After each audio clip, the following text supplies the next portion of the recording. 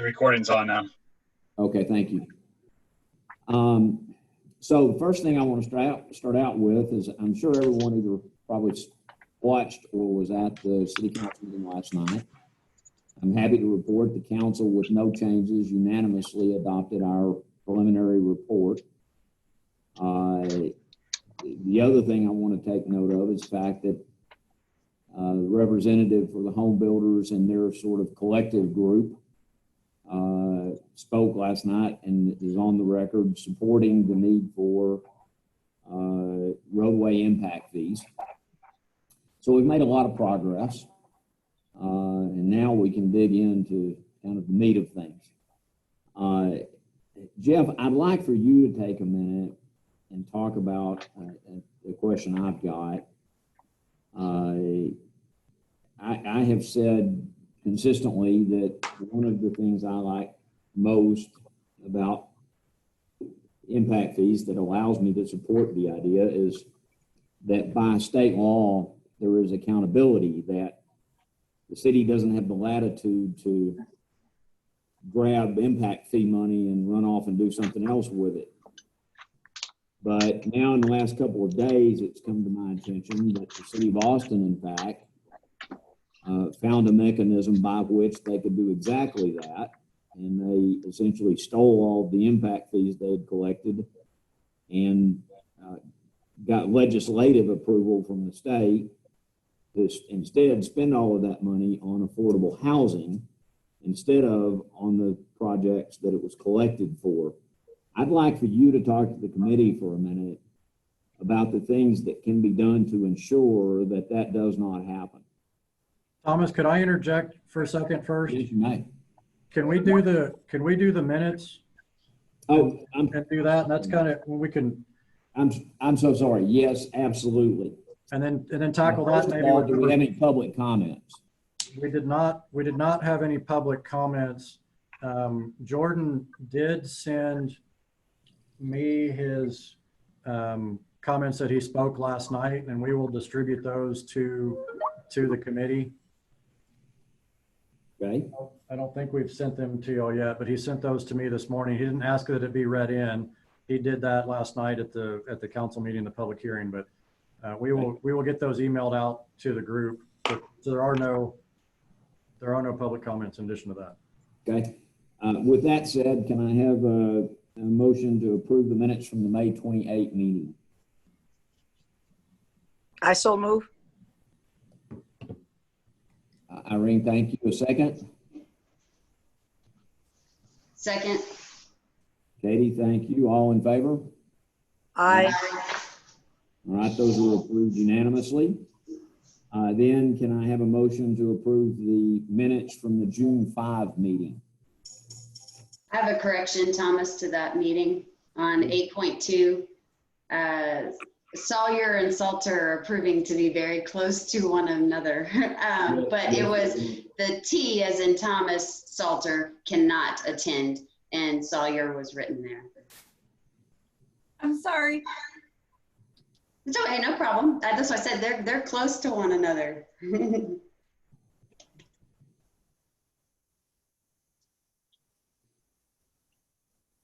But I would motion to approve with the correction. All right, second. Mr. Bradley, all in favor? Aye. All right, those are also approved unanimously. I'm going to next move. I'm going to stay with our agenda for a minute. Mike, you want to talk about our annual renewal for the committee members? Yes, sir. So every year, apparently for committees, you have to refill out the conflict of interest. And I think there was another form that April has emailed out to everybody to resubmit those and send them back. And just a reminder to do that. Larry, your term was renewed. We need to get you in the office at some point to redo your oath. Apparently, as you renew your term, you have to do that. It does not have to be a called meeting to do that, but we need to do that with a notary. But if you've got a notary in your office, which I'm guessing you do, I think you could probably do that with your own notary, Larry. You're muted though. Sorry about that. Normally I have a notary in the office, but they're all at home. Aha. So we just need to find a time if you're comfortable running up to City Hall at some point, and we could do that and get that knocked out. So that's just kind of at your convenience. Who do I see? Me and or April, and we can get that set up. Okay. And then just April, I'm guessing we don't have everybody's forms back yet. No, sir, not yet. Okay, so just a reminder that we need to get those back. If y'all didn't get them, let April know and she'll resubmit. Mike, do we have to give blood again at renewals? You do have to get blood again, Thomas, but just you. Fair enough. All right, now I'm going to jump back to Jeff. Jeff, do you need me to repeat my question? So I apologize that my video is not working. IT's looking into it, so you're not going to see my face today. What I heard is that your concern is that money that's collected through this program would be spent on something else outside identified on this program, and you cited an example of Austin where you believe that it's happening. I'm intimately familiar with Austin. I'm not aware of that happening in Austin right now. They do not have roadway impact fees as of right now, so I know they're not stealing anything from roadway impact fees because they do not have them. They do have water and wastewater, and I've sat in a lot of their capital improvement advisory committee meetings, their CIAC meetings, and I'm not aware of them using their impact fee funds on affordable housing. They do have a lot of affordable housing programs that allow waivers for certain things, and impact fees on water and wastewater is one of those waivers if they meet certain criteria. But I don't think they're using money from those buckets because statutorily from state legislation, the legislation has not changed on impact fees. It requires you to spend money on the capital improvement program. And from making sure that happens in Lubbock, we were actually putting in the ordinance that funds will be established, that the funds have to be spent on these individuals. So regardless of what state law may be allowing, in the ordinance that we've started to draft as we've been just prepping, is that we will have specific language that mirrors state law language that basically says that when you collect money, it has to be spent on projects identified on the capital improvement plan or the capacity plans. So with that in the ordinance, tell me if you see this differently, but if future councils down the road set out to try to defeat that, they would have to both theoretically change the ordinance officially and go to the state for some sort of legislative approval, which is, I got this from comments the city manager made last night, that this is what Austin has done. But that would require both of those things in order to accomplish that, right? I believe you're correct. I don't think state law has changed. Like I said, I think Austin does have some, I guess, cutting edge, if you will, affordable housing, and they have a program called Smart Housing, et cetera, that they have implemented, but I don't think they also have a lot of other infrastructure requirements that in some cases they may barter, for lack of better words, an infrastructure requirement for maybe affordable housing. But it has nothing to do with their impact fee. It has to do more with when you're doing a plan development, a PD, when you're developing your own zoning. It's more of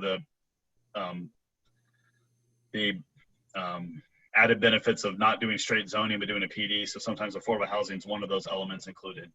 So I don't think it's directly related to the impact fee program, but there's a lot of other fees that they have that it may be related to. Okay, do you think you can clarify that for us at the next meeting? Or in any event, endeavor to find out whether they in fact have done what I said?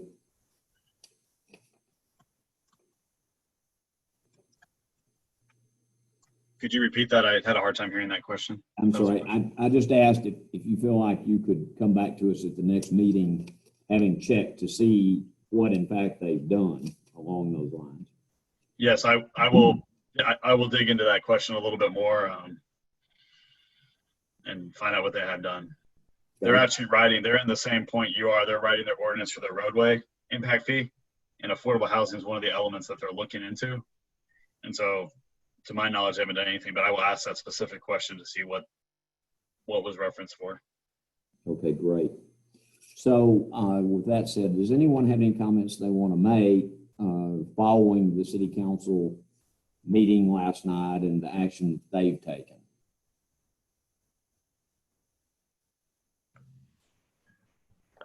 My takeaways in brief were that the council will, and it's proven, is going to take the recommendations from this committee and support them. I think that was evident last night. Even though there were many other voices in the room and has been throughout the process, that they will take our recommendations seriously and support those. And then secondly was the impact fee task force that you referenced, or Mike referenced, about Jordan Wheatley speaking. They brought to light, and it sounds like we're going to get the talking points that Jordan shared if you didn't attend or watch it yet, but that actual enterprise fund data for sewer and water that they've pulled out from documents available in the city budget online, that further confirmed how rates are keeping up with growth and that the ratepayer fund works. So those were my two takeaways from last night. Anyone else? So I think I'd like to start out and talk about water and sewer for a minute. I've made the comment a number of times in the life of our committee that I feel like water and sewer should be included on the list of things on which impact fees can be exacted, regardless of what the initial collection rate is set at. And I've talked about last year's budget numbers, and we had Blue come and spend a couple of hours with us talking about those things. We now have a couple of things going on that I think offer us an opportunity in regard to the water and sewer questions. Number one, the mayor has made clear that the council is not expecting our final report prior to September, which would be after the budget season is over. And secondly, the councils shortly will be entering into the current budget season. And so as far as I'm concerned, it would make sense for us to really kind of set aside or table the discussion about water and sewer impact fees for a period of time that would give us an opportunity to see what the current budget numbers are, and then come back and take up that discussion prior to finalizing our final report to submit to the council. That would let us focus on roadway impact fees, hopefully knock out all the details of how we believe our recommendations should look. And then that would only leave us to come back with, after the new budget numbers are in, to further discuss water and sewer and what we might want to recommend in that regard. Does anyone have any objection to doing that? Does anyone want to talk about water and sewer now, or feel that we should talk about them now? Thomas, just a point of clarification and a reminder. If you wait till after all the budget numbers are in, remember we've got to do that 30-day posting of the final report prior to the public hearing. And so timing may be a little tricky, and I don't know that you were suggesting we wait until the final numbers are in, because they'll start talking in early August about budget. So we'll have a better idea at that point. But you know, if we're targeting end of September for first public hearing, and I'm just speculating, you know, that would mean that we would have to do end of August publishing that report for the public to see as the final version. And so I know y'all want to have that vetted before it goes public. So just keeping that in mind as you progress. If you push it out too far to talk about that, that just continues to push things to the right, which, you know, is an option. That's just something I want to make sure that everybody was aware of. Mike, I follow your point. My answer to that is that the mayor indicated on the record that he would not that council would not be prepared to pick this back up until after the budget season, which would be in September. And so as far as I'm concerned, the council has to adopt a resolution to post that 30-day notice.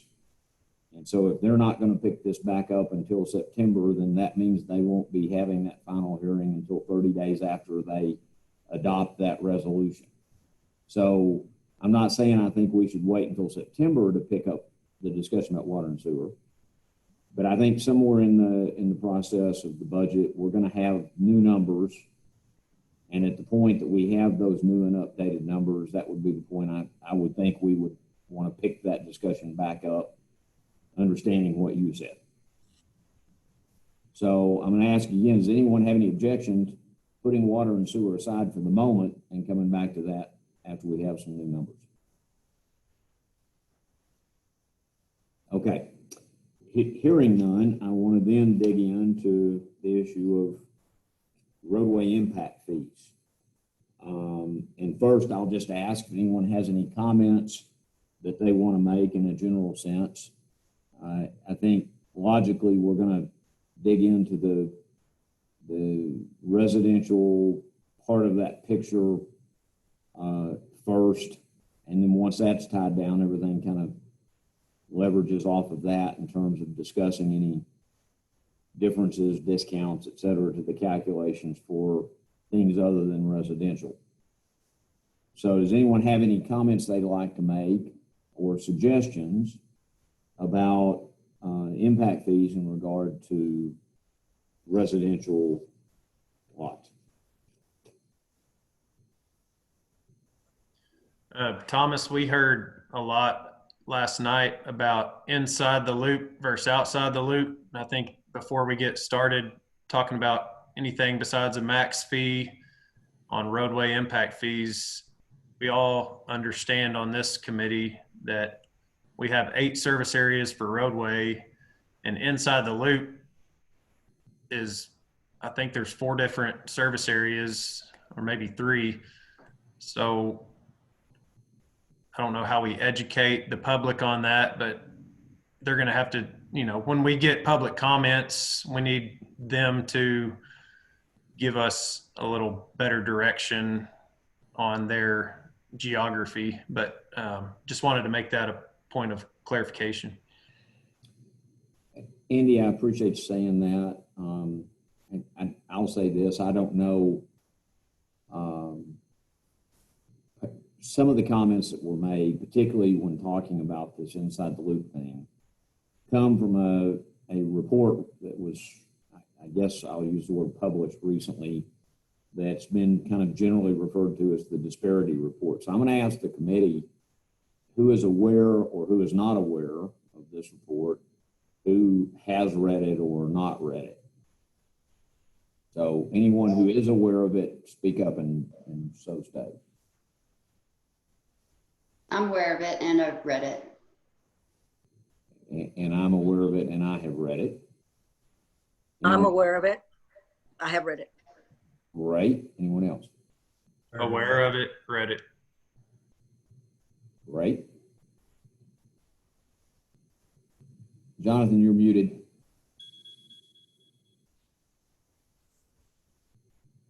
He's unmuted, but we can't hear him. Talk louder. Open your window and scream.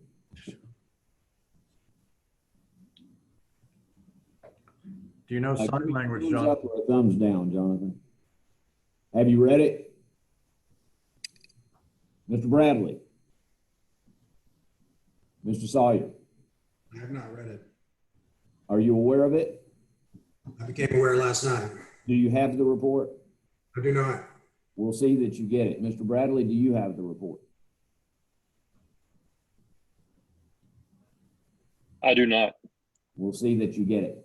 So it's a 48-page report, and I'm not going to spend a lot of time talking about it today, but one of the things that the report did forward is the concept in capital letters of what it refers to as Old Lubbock, which is essentially the dividing line the report wants to create is Loop 289. So if you're inside Loop 289, you're in Old Lubbock. And if you're outside Loop 289, I guess by inference, you're in New Lubbock.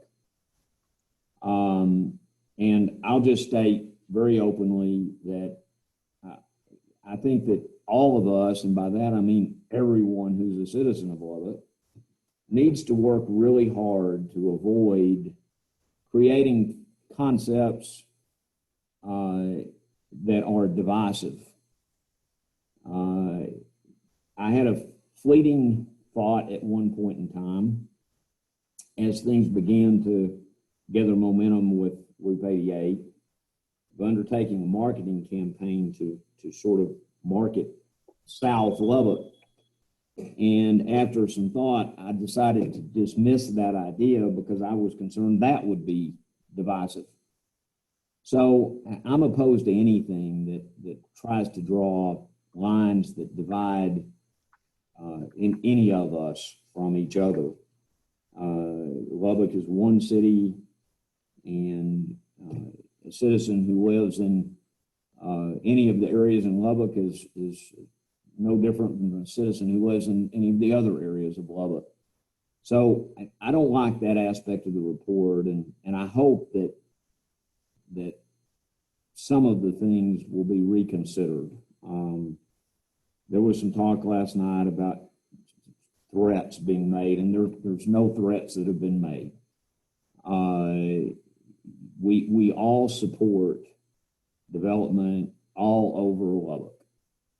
I think that there are very few people who believe that development is forced by the city to occur in areas where the market doesn't want development to go. So I think most of us believe in the governance of the free market and what it tells us about where the market wants development of whatever kind that might be, residential lots or a grocery store or whatever that development might be, a new apartment complex. These, as far as I'm concerned, are market-driven things and should be market-driven things. That doesn't mean everybody has to agree with me, but I am a big believer in free markets, and I believe that free markets will generally find solutions to problems. Usually when it doesn't, it's because government interferes with the free market. That's just my opinion. So as we move along, this idea of Old Lubbock was forwarded, and the idea was forwarded that Old Lubbock should not have any impact fees and that only new development should be charged impact fees. There's a fundamental misunderstanding. New development is the only thing on which impact fees can be collected. And so wherever that occurs, whether it's inside Loop 289 or outside Loop 289. But Andy, I appreciate your comments, and that report is kind of where a lot of what Andy's talking about come from. Does anybody else want to comment on that? I was wondering about the thought of, I started thinking about inside the loop and outside the loop, and there were several recommendations of no impact fees or setting it at 0 inside the loop. But I was wondering if that actually goes against the whole preface of there's nothing new and shiny inside the loop. And if you don't have this extra bucket for new infrastructure, then we're kind of only left with maintaining what we currently have as opposed to something new built there, because there's only one source it can come from, or two, the debt and the payer. So I was just struggling with, I get the rationale for saying that, when you first hear of impact fees, because nobody wants a fee, right? But if you think about it being the new infrastructure, as you just spoke, is what is charged the impact fee, then to just automatically say you don't want this fee for fee's sake inside the loop, I think is kind of going against the broad thought that everybody wants inside the loop to be, as shiny as outside. And so I think the actual impact fees is a way to create this additional revenue source so that the city can make smarter or more thought out decisions and use the revenue sources efficiently. Mr. Chair, this is So Kelly. who was that? If I could just clarify and Yes, Ms. Leisure. make sure that I'm understanding that this discussion is mostly couched in terms of policymaking for the implementation of the impact fees. Is that correct? Absolutely. Okay, thank you. Yes, ma'am. So I'll just add to what Katie said. The idea that was forwarded is the idea that the city would use the charging of impact fees in certain areas and the waiving of impact fees in certain areas to encourage development in certain areas. So the idea is, to waive impact fees inside the loop in order to encourage development inside the loop. And I'll just say this is just my opinion. I don't, with the exception of things that are part of the city's growth strategy that have nothing to do with this discussion. I'm not in favor of the idea of using impact fees to pick winners and losers, either in terms of locations, whether it be within service areas or within the city. And again, with the exception of things that are part of the city's stated strategy that might have to do with something like literally affordable housing, that sort of thing. But personally, I'm not in favor of using impact fees to pick winners and losers. Anybody else?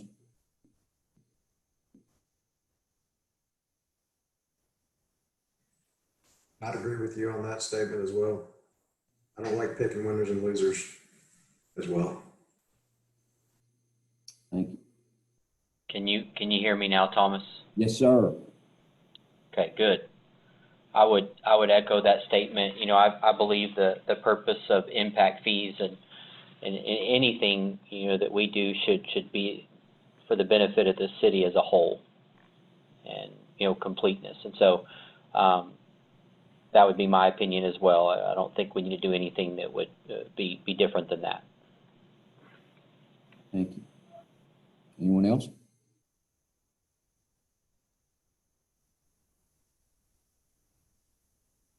Okay. Irene, I know you said you read the report. Everybody else has had an opportunity to comment. Would you like to make any comments about any of this part of our discussion? I agree with what you're saying, Thomas. I mean, I don't think we should sit here and try to decide which side is better. We're looking at this as a group, and it's a group throughout the whole city that needs to be done, regardless of whether it's inside the loop or outside the loop. I mean, to me, we're defeating the purpose if you divide the city by new and old.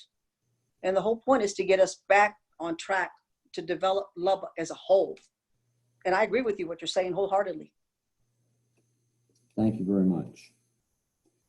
Okay, with that, does anyone want to make any proposals in regard to impact fees? We're now very much in the policy part of this discussion, and we're to a point that I think we're now ready to talk about what we think those fees should look like. I want to allow anyone who wants to go first, other than me. Do I have any takers? I don't. All right. Well, with that said, I'm going to throw out an idea. Irene jumped in there, Thomas. Oh, Irene. I'm kind of between a rock and a hard spot here. I'm thinking, we all know that the impact fees are inevitable. We need to get something going. Something's got to be in place to help the city, generate revenue. Again, I think that this is something that we need to look at because we are regulated by the state anyway, how much can be charged. For us to come in and just start at the bottom is something that I really recommend. Let's start slow and work our way up as needed, but it's something that has to be done, because like I said, I know we are regulated. There's so much we can charge, and that's it. Where do we want to regulate that? Let's start kind of low. Let's give everybody a chance to get back on their feet, especially after what's going on right now. I appreciate that. Anyone else?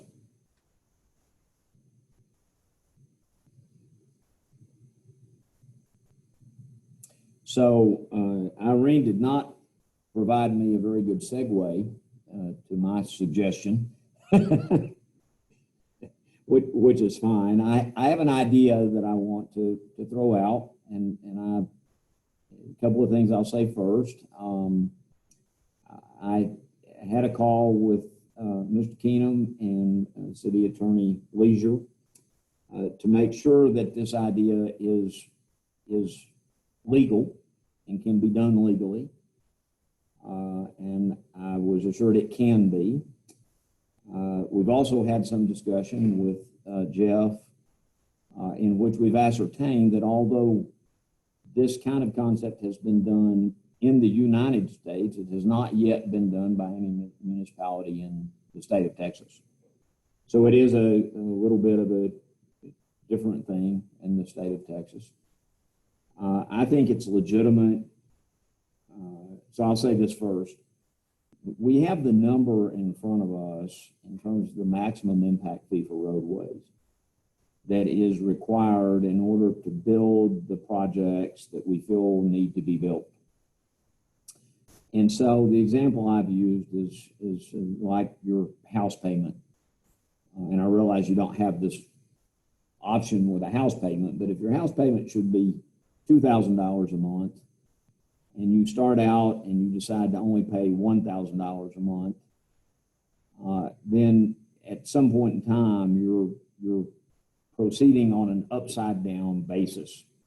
The city is already terribly upside down when it comes to the issue of roadway construction. And we need to address the issue, in my opinion, aggressively. And so the suggestion I'm going to make, and that's all it is for us to talk about, is the idea that roadway impact fees should be set at more or less at the maximum calculated impact fee in the beginning. Having said that, I believe that we've got to take into account, and we now know that we can take into account, the issue of housing affordability. And I want to make a very clear point. I'm not talking about affordable housing in the federal sense. I'm talking about housing affordability in regard to the Lubbock market. We now know that it is possible to provide discounted rates based on the size of a home. And so I believe that we should consider setting the impact fees at the maximum in general to begin with. I have a copy of a residential building permit for the city of Lubbock. Can everyone see that? So the blue mark above is the heading of that column, which says living area square feet. The square below that, and Mr. Salyer, I bet you know what it says. Next to that, it says total living area for reporting and permitting purposes. So in terms of how complicated or simple it would be to achieve a number, it would be no more complicated than looking in that box in terms of what I'm proposing. And so I'm suggesting that if that box has a number in it that is below a threshold, that below that threshold for the purpose of supporting housing affordability in the city of Lubbock, that a discount to the maximum rate should be provided. I've got some ideas about what I think that number should be, and I'll tell you what I think it should be and why, but this is all for discussion purposes. I've talked to some builders and I've asked at what point in terms of the size of a home, do the buyers or owners depart from maximizing what they can qualify to buy to beginning to have some headroom or flexibility in that regard? 1,800 square feet is a number that I have commonly heard.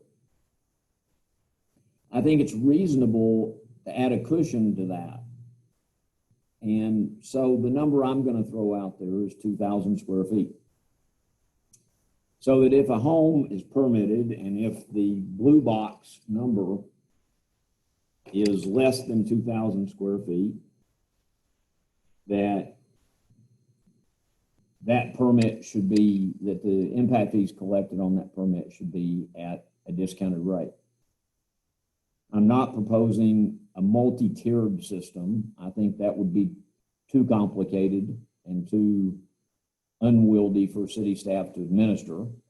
But I think the idea of having one level of discount to support housing affordability, I believe is a valid thing.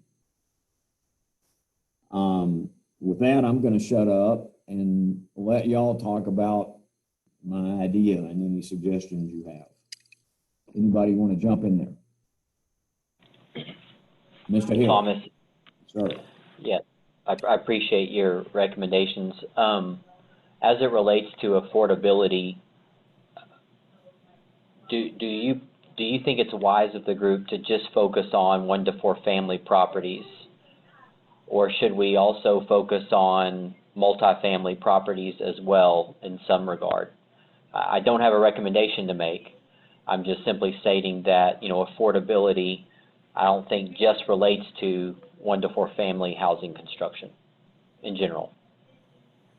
So, Mr. Hill, I'm in complete agreement with you, and we have a lot to discuss in the future.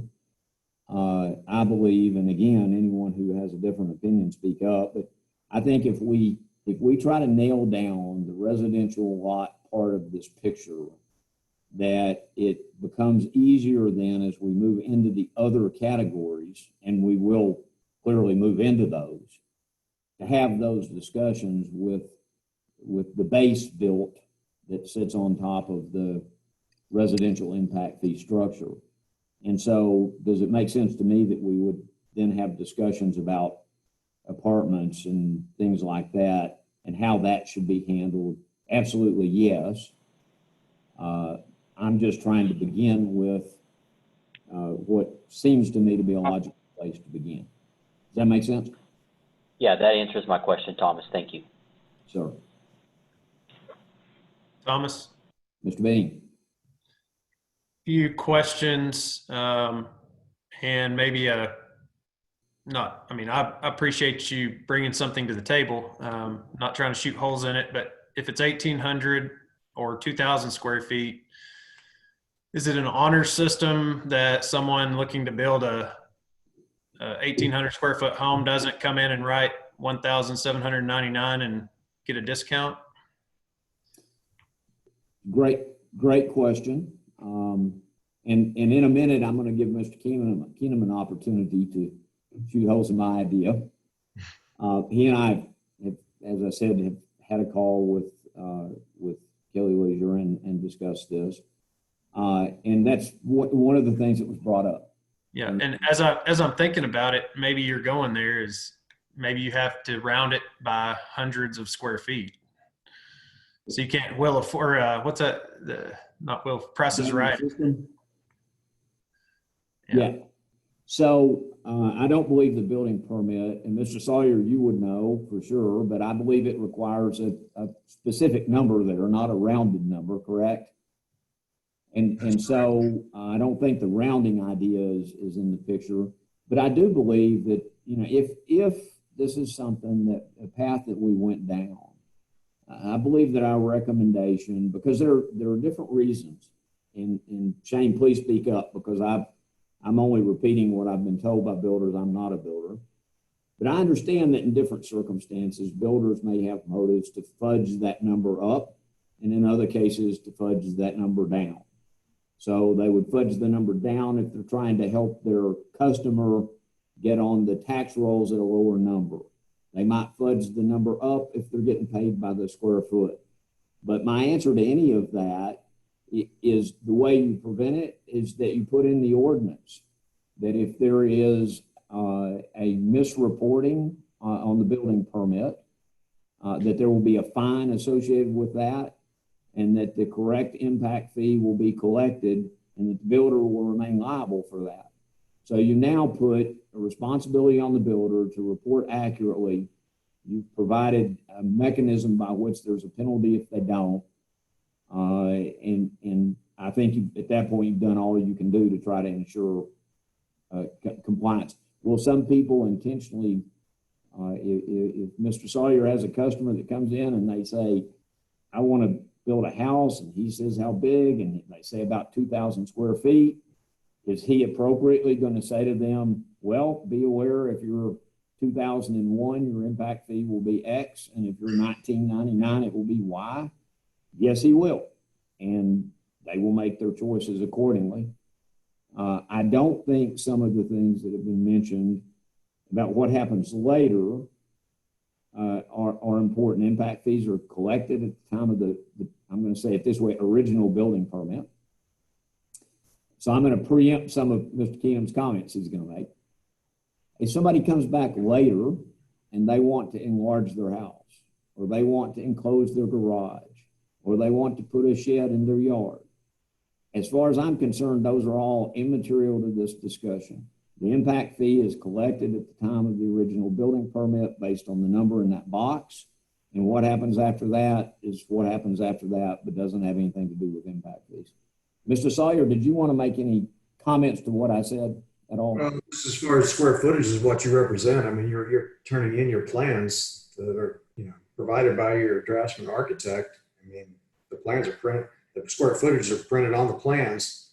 I'm not sure I don't know how you fudge those numbers. At least I guess I'm not smart enough to do it. But to me, whatever the plan says is what the house is. And if you know going in that there's an impact fee, just like you said, if you're right at 2,000, you're definitely going to tell your customer, hey, if we shave a couple feet off this thing, you can get below it. So most people would probably do that. But I think you just stick with the number and what your plan comes out to. Everybody's going to be aware of it in this situation. If we went through with it, I think you just kind of make it a number. I appreciate your comment, and I share your view. I don't think it needs to be perceived as overly complicated to read that number in the blue box. Anyone else? Do we have any, as far as building permits go, just using your 2,000 or 1,800 square feet number, just as a percentage of how many permits are a year? Andy, you might know with your data, just kind of what percentage that would be giving a discount to? Yeah, I can quickly answer that. Maybe by our next call. I've got every single family permit for the last so many years. I mean, we can take it back 5 years and give Thomas some more direction on, I think he's tried to identify by conversating with builders about where that square footage, I think you mentioned where the buyers or owners depart is how you had said it earlier. You're trying to find the definition of housing affordability by way of square footage. That's right. And so, yeah, I can see if my spreadsheets will show some of the percentage. If we use 1,800 or 2,000, I can just run both of those. And then my second follow-up to Thomas's idea is it seems like a simple way to, if we figure out what that square footage threshold is where owners depart, if it's no longer affordable or, classified as housing affordability. But why, my question would be maybe to Jeff or Mike probably has some thoughts on this as well. But why has this not been policy in Texas anywhere yet? So So Mike, I'm going to throw it to you like I said I would to talk about this a little bit. So jump in there. Oh, I'm sorry, Mike, you're out of time. Go ahead, Mike. I conclude my statements. Go ahead, please. You know, obviously we've got to look into, and to answer Andy's question, I don't know, Jeff might know that a little bit, but I think it kind of goes back to the conversation earlier of picking winners and losers. You know, I think other cities that have discounted have like done a wholesale discount for residential, and it's based on community goals, not just one segment of the community to say, we want to encourage housing. We're going to discount all residential housing an additional 25%, and just do across the board that way. You know, we've already got kind of based on the roadway numbers that we've seen with the different service areas, there would already be a different fee, a max fee for each of those. And so now you're instead of just discounting across the board, you're discounting square footage within those service areas. And so, you know, administratively, we can figure that out if that's the direction that this group wants to go. You know, where is that threshold? I do have same concerns kind of that was mentioned of you write down the number that's just below the threshold, and, you know, like Shane said, though, it is what it is. You know, is that number living area? Is that total under roof square footage, including the garage? You know, we can split hairs and figure out what that is. I don't know what the box says exactly. Is it number in the blue box, Mike? Total living area? I think, like Shane said, it's based off your architectural plans that have to match, so that keeps them honest. But then the architects and the builders are going to, I would think, adjust and cut out a little locker room space between the garage and the kitchen, and then they're, you know, redesigning to get under impact fees potentially. Sure. And, you know, and I think, you know, anecdotally, I know, Andy, you're going to get the numbers, but I would think that the large percentage are below that threshold.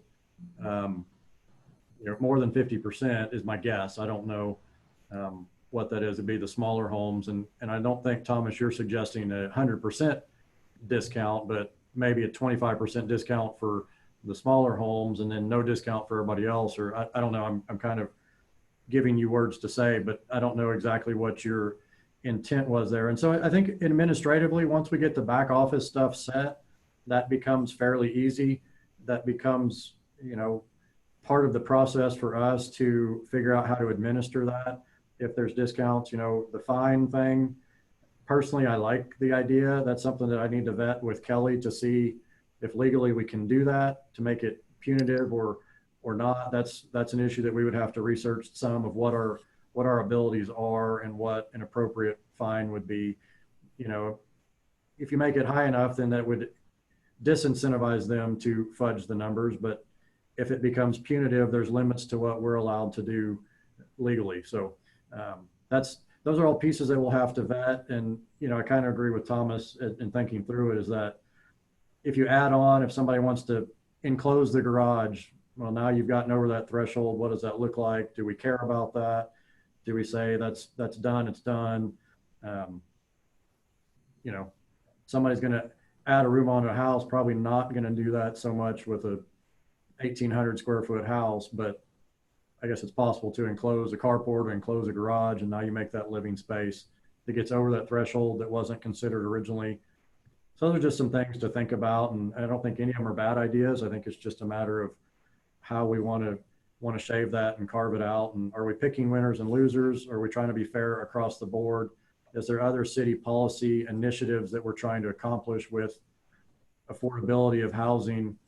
You know, all those things have to play into the conversation. I mean, some of those issues you just talked about, I mean, adding on or closing, those are significant add-ons to skirt a 25% discount or something like that. It doesn't seem, I mean, I think it is what it is. I mean, if these people are, if we're saying that's the threshold and they're right at it or a few square feet over it, I mean, if they're not smart enough to knock a few square feet off when they do the permit to get it below it, well, that's one mistake. But then if you're below it, you're below it. I mean, that's what we're trying to accomplish, I think, if we're talking about affordability. So Mike, I appreciate what you said, and I do want to clarify a little bit because what you said is absolutely right in terms of the track I'm on. By no means am I saying that below the threshold there should be no impact fee. I'm simply saying there should be, under the idea that I'm putting out there, a discount from the maximum. And Mike used 25%. And in my mind, we've got to bear in mind that if we reduce the impact fee to such a low number that it's going to take 10 years to be able to do anything, then the city's got other simpler ways to raise an extra $500 a permit. They could just go up on building permit fees.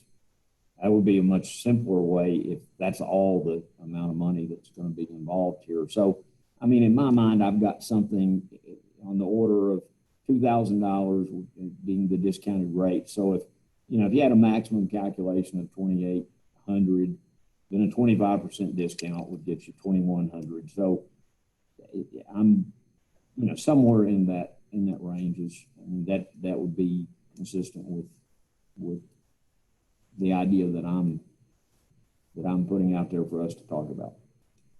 It may be helpful to have a slide handy, if it's not today, if we can't pop one up, to pull up all the service areas and where we stand today on roadway max fees. So you just mentioned $2,800, and I'm picturing that's in one of the service areas. But anyway, just to help guide our discussions. Mike, do you have that handy? If you don't, I'll put it in our break. I'm looking at it from one of the recent presentations that we did, and if you remember that slide with the service areas, and service area A was 878. We had to multiply that by the 2.97, and so remember that the trip generation piece of that. So 878, 655, 825, 639, and it's a lot of numbers. 994, 1178. Mike, what was your highest number? The highest number was service area F, which was 1178. If you multiply that by your 2.97, that's just shy of 3,500. Service area A and E were the primary ones that we've talked about. And then G and H are $23 and $77. Right. That's from the, don't get me lying to you. I think that's from it's either the May 8th or the May 15th. I've got two slides pulled up. I got to see which one's which. I think it's from the May 8th meeting that had that max fee on there. May 8th. Yep. It was slide 2. That slide was also in the June 23 presentation. Yeah, we've had that slide in several of the presentations. Yeah, I can pull mine up at break to help me. So just off that number, service area G is $23 times 2.97, which is $68 for a single family residential permit in that service area at max without a discount. So anyway, okay. Yeah, and that's, that kind of speaks to kind of the conversation that was had earlier of, G and H are kind of inside the loop area. They're not entirely, but those are fairly low. That's, I think, a conversation that this group needs to have is, Andy, you're spot on. That's $60 without a discount. Is that worth having an impact fee at all in that area? Or do we say that one's negligible? We just set that service area at 0. I'm putting ideas in your minds, but those are kind of the conversations that you could have to say, these areas are the areas that we're wanting to incentivize anyway. Does it make sense to do that? I don't know if the answer is yes or no, but just things to consider. And remind me on that, those numbers we were talking about, is that before the 50% or is that after the 50%? That's after the 50%.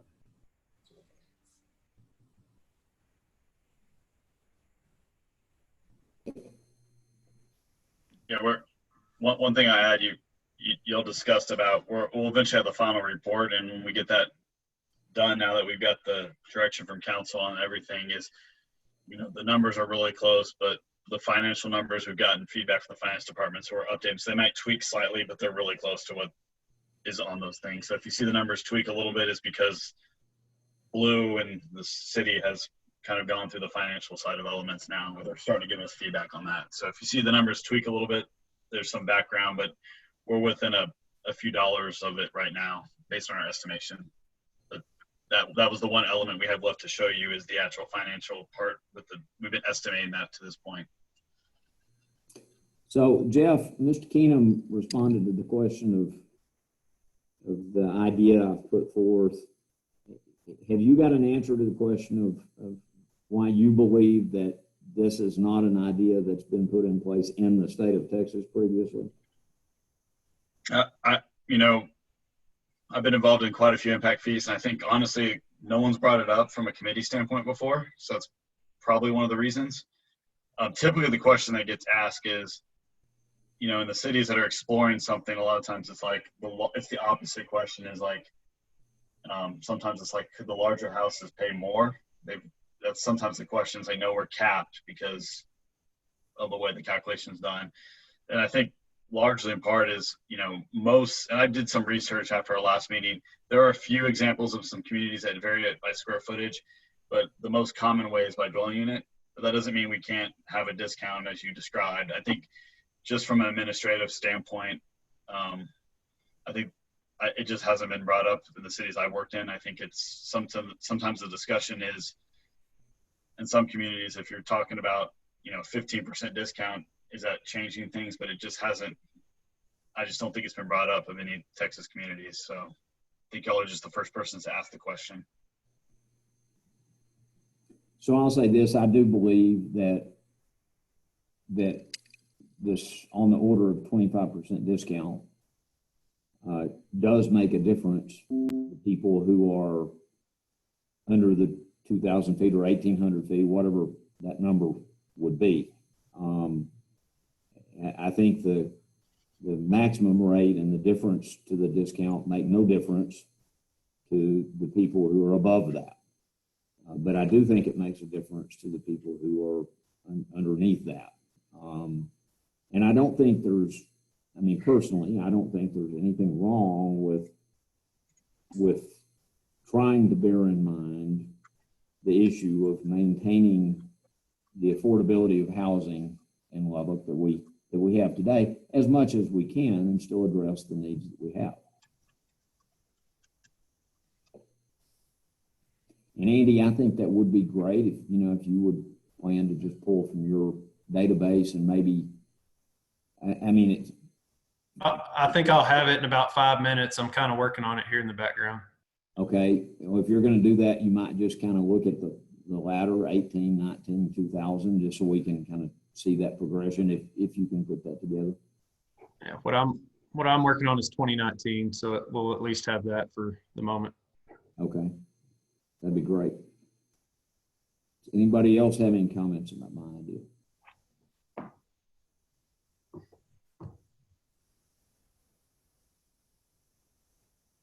Shane, do you have a perspective on that number? I don't. When you initially thought it, as I was just processing, my thought was 2,000, but it's not necessarily my market. So, I could see how whenever you said 1,800, I thought I may have been pulling a little high, but that doesn't surprise me in the 1,800 to 2,000 at all. So in 2019, there was 1,172 true single-family residential permits. 306, or 26% of them, were under 1,800 square feet. How many was that, Andy? 306 of the 1,172 were under 1,800 square feet. That's 26%. Okay. 442 of the 1,172 were under 2,000, which is 37%. And that's 2019. Okay.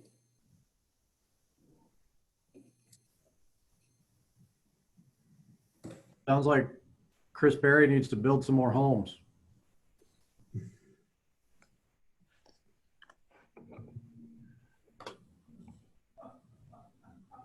So does Shane Salyer. Absolutely. Andy, just for grins, what do you have the numbers for 2,500 square feet? Yes, I can, in a few moments, I can do that. Don't wait on me or keep going, but I'll pull that as well. Yeah, I'm actually surprised by that. I would have thought there would have been more of the smaller homes that were built. So that's surprising to me. It surprises me too a little bit. So going up to 2,500, let me get there.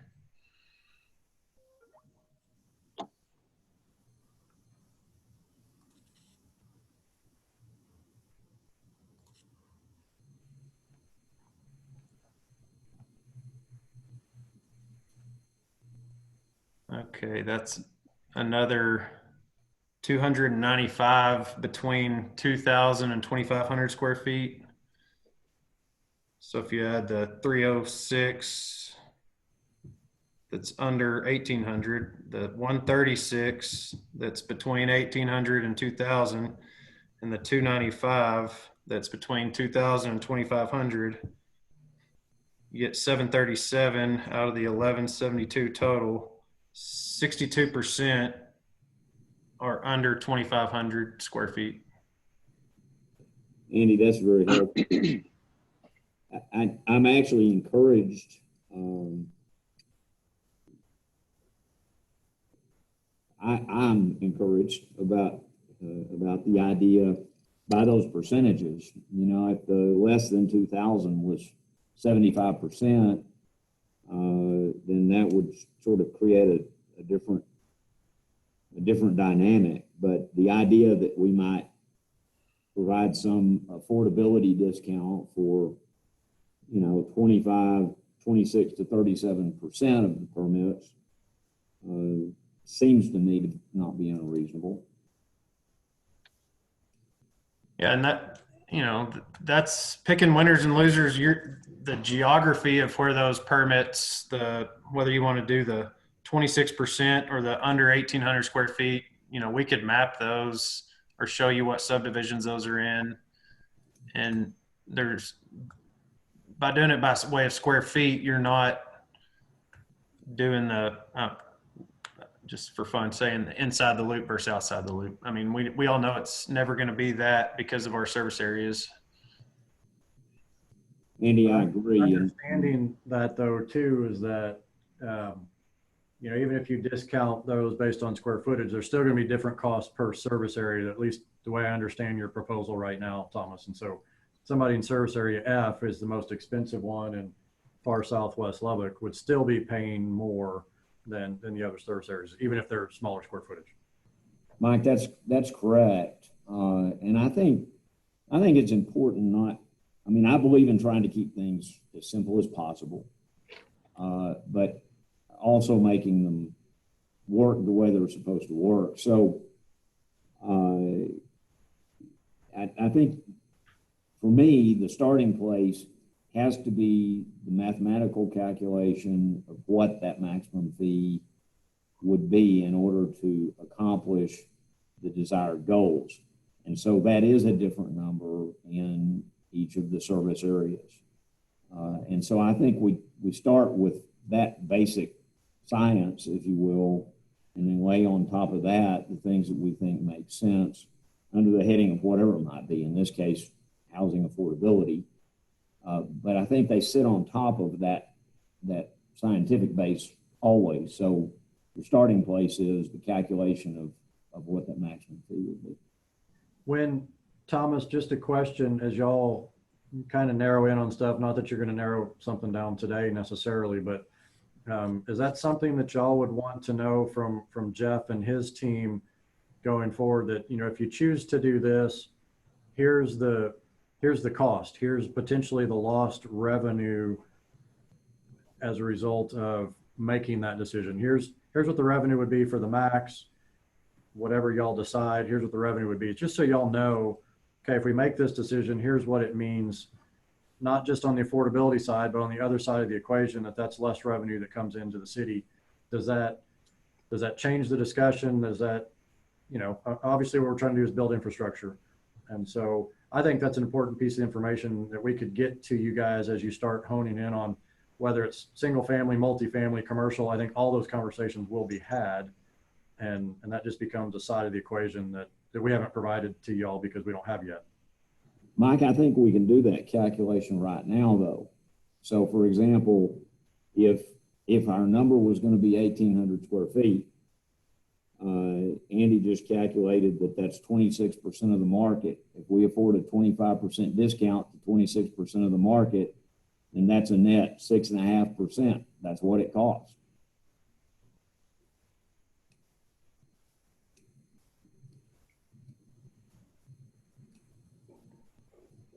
So if you're talking about changing that into dollars, okay, I get your point, but 6.5% is net is what you're talking about.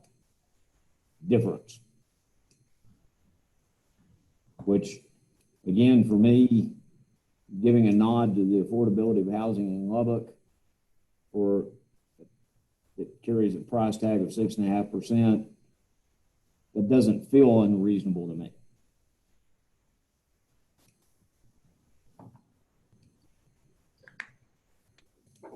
Thomas, will you say that one more time, please, sir? I said that giving a nod to the issue of housing affordability in Lubbock at a cost of 6.5% of the total to be collected doesn't feel unreasonable to me. Right. I'm sorry. Let me clarify. Would you walk through your mathematics to get to 6% one more time, please? Oh, I'm sorry. So Andy told us that the below 1,800 square foot, and that's the number I was using, percentage of permits was 26% of the total permits. So if that discount of 25% applied to 26% of the permits, that would be a net, that would be giving up a net 25% times 26%, which is 6.5%. Off what would otherwise be collected if everyone was at the maximum fee. Did that make sense? Yeah, I just wanted to hear it one more time. Thank you. So from a banker standpoint, Jonathan, do you have any thoughts about the 1,800, 2,000? I mean, in terms of, the thing I'm shooting for is to try to take into account the place where people depart from spending every penny they can on their house to not. I mean, I'm looking for that sweet spot. Do you have any thoughts?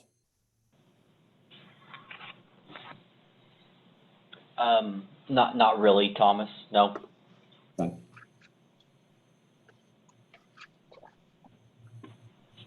I think to answer Mike's question, as we look at different alternatives on discounting off max fees, I would always welcome data showing the dollars affected that would not be able to be collected, just to help summarize our decision and validate it. So yes, I would happily accept that once we, hone in on, okay, here's option A,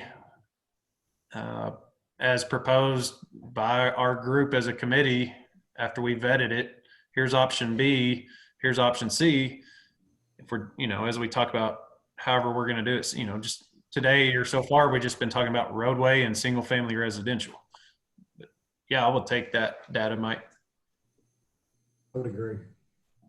I think Jonathan's brought up a good question that will open up a whole nother can of worms. Is okay, let's get out of single family residential and talk about others that are, highly impacted outside of just your lower square footage, maybe first time entry level home buyer for single family is your renters and apartments. That was hit on last night at the public hearing, and how currently new apartment rents average in Lubbock somewhere around $950 or whatever the number was. And Drew Gray with the Apartment Association showed 5 other cities that have been compared throughout this process when it comes to impact fees. that all have impact fees and their average rents. And I think we were, correct me if I'm wrong, somewhere like I don't know, was it $500 or $500 a month, give or take, cheaper on a new built apartment unit today. Again, all the other cities have impact fees. So his point was, if new construction apartments are hit with impact fees at max fees, they're going to have to go up on their monthly rent to compensate. And then existing units around town will then be validated to go up on their rent. And there goes the hit to housing affordability for those that are most impacted. And it's a cost of living across the city. So that was the point made in my summary of what Drew Gray hit on, and just kind of piggybacking on Jonathan's ask to look at it from an apartment perspective, but understand we're limited today to a certain amount of time, and you wanted to get us at least started on what may be the foundation of the conversations with roadway and single family.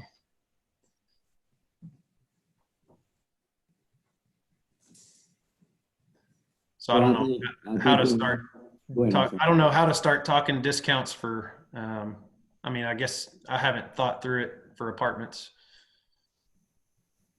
I think that if we can pretty much nail down the single family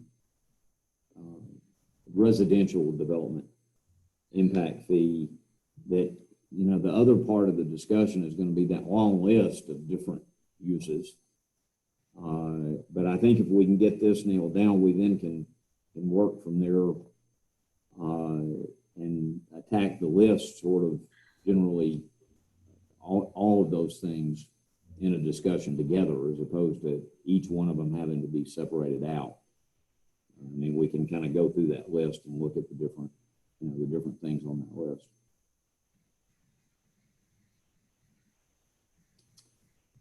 Does anyone want to take a 5-minute break? Mr. Salyer does. So we'll take a break for 5 minutes, and we'll